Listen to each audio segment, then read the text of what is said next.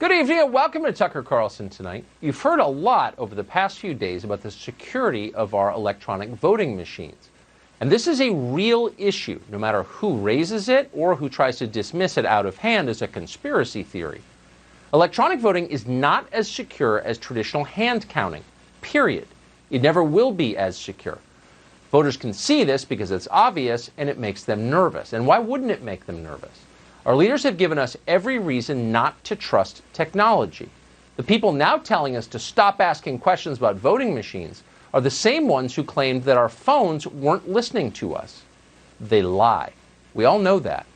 Other countries understand it. They don't use electronic voting because they know it undermines confidence in democracy. A system cannot function if no one trusts the vote. And that's true here too, as we're finding out.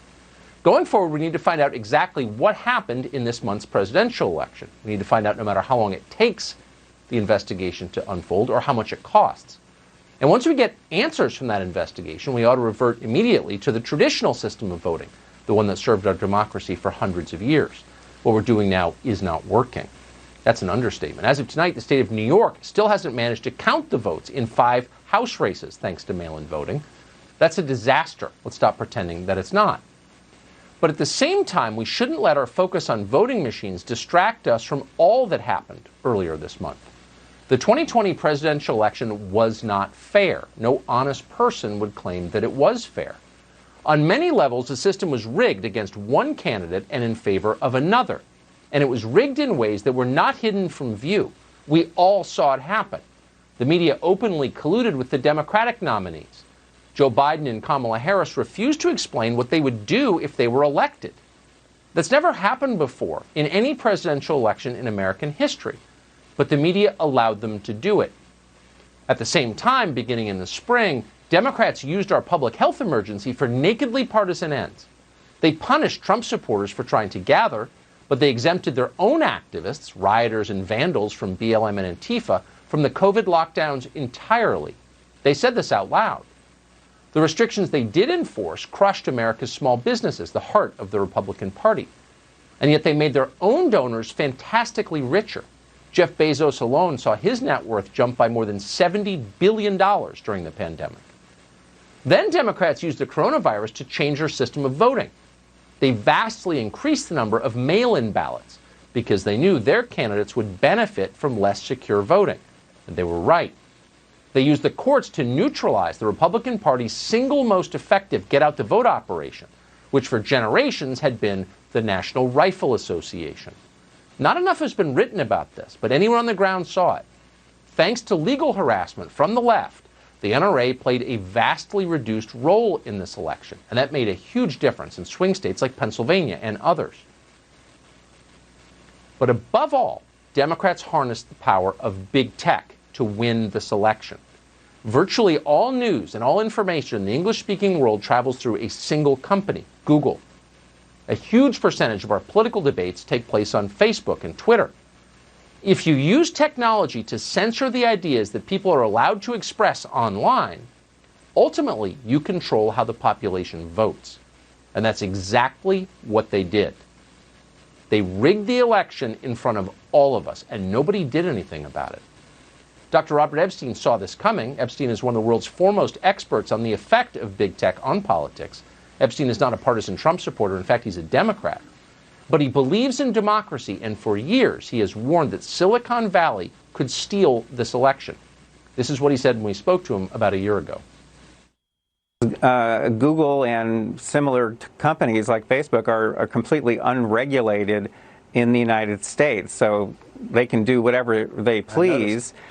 And if they all work together in 2020 to support the same presidential candidate, which is very likely, and probably it'll be a candidate that I support, by the way, they can shift upwards of 15 million votes with no one knowing that they've been manipulated and without leaving a paper trail for authorities to trace. Dr. Epstein has tracked the effect he says Google has had on this month's presidential election, and he joins us now to explain what he's found. Doctor, thanks so much for coming on. What effect do you think, have you measured, of big tech on the voting outcome this month?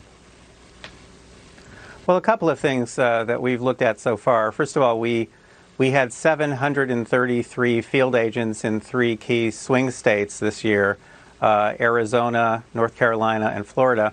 And we preserved more than 500,000 ephemeral experiences. That's a lot. That's about 30 times more data than we got in 2016.